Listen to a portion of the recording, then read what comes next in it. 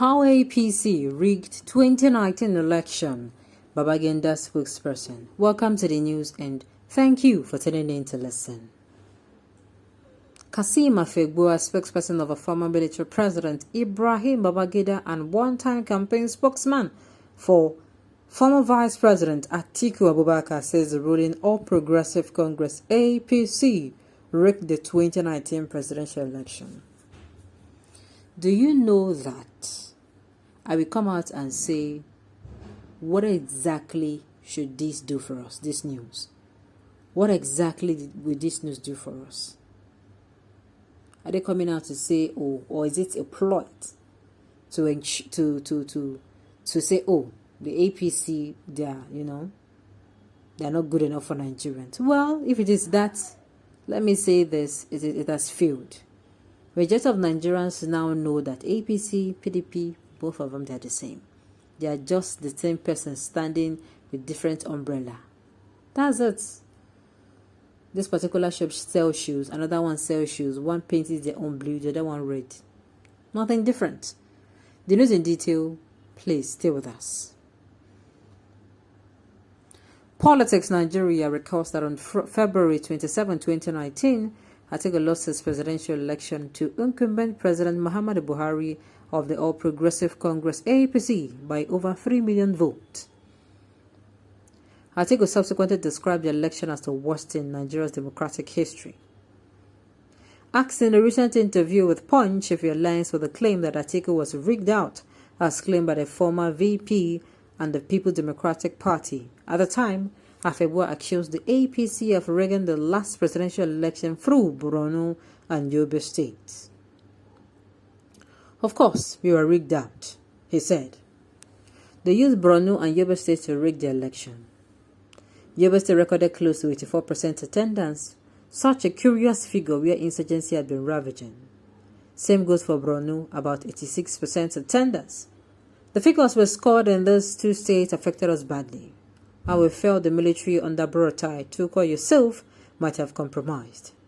Do not forget that there was the issue of bullets for ballot during that election. It was like a threat, and the rest, as they say, is history. Okay, the rest is history.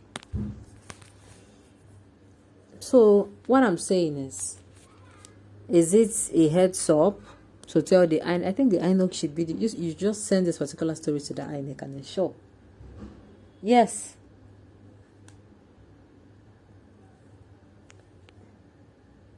She just ensure that this particular one should not be rigged. Because if it is for this particular election now that is going on, I am going to say I don't think it is going to be necessary. And this is because 2019 is a very long time. We're not looking backward, we're looking forward. We're looking to the future. We're looking at the present. Do APC rig you again in court? I better go and sit down somewhere. If you fail to do your homework, come 2023, you will lose. Later, you will start giving excuses.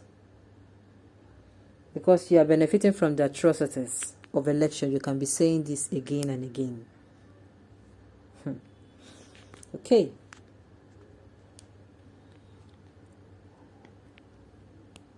Because you are benefiting from the atrocities of this election, you can be saying this again and again. You are the part of a problem, as you can never accept the truth. Thanks to God, and everyone is now paying the price.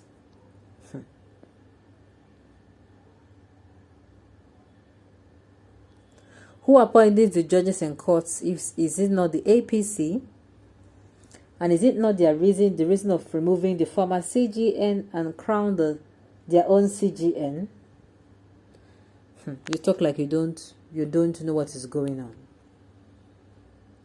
This one is completely senseless, so you cannot cross-check with obvious facts he presented. War ravaged Borno and Yobe, having at least 85% voter attendance, is not only fake, but the greatest magic of a century. Yet PDP could not score anything there. The truth of the matter is, it is high time for us to move past those things. It's high time for us to move past. That's just the truth. Why? Because what is in front of us is more better than what is behind us. At the end of the day. At the end of the day, it's not easy. But we have to move past it and look at the present now. What is the present? The coming election. So we should do everything possible to ensure that yes, our hands are kind of still tied. But we must do everything we can do to ensure that come next election, we give it our best shot and the best competent person wins. So it has now gotten to English spelling.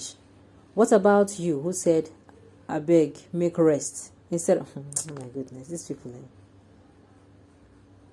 Like I said, at the end of the day,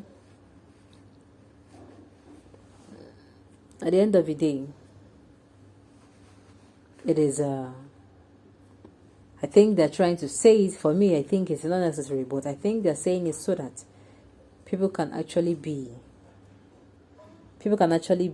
aware that this is exactly what happened, and to be very cautious so that it does not repeat itself again. They say, do me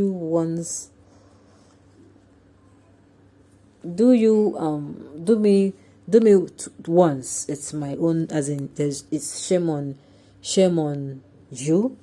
Fool me once, shame on you, then fool me twice, shame on me. So at the end of the day, I think this piece of information, we don't need it. It's the present we have to discuss. We ought to be saying now how to make Nigerians' life better, how to get people who are going to, be very, very, who are going to be like,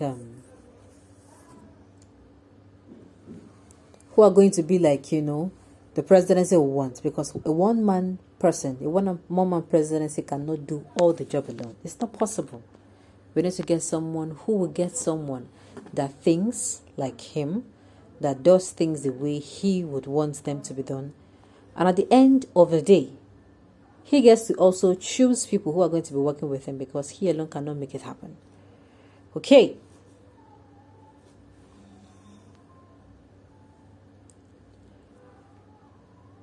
Well, like I said, this particular information is not actually useful, but I think it is useful as well. On this note, we have come to the end of the news. We say thank you for tuning in to listen. Until I come your way next time, enjoy the rest of your day.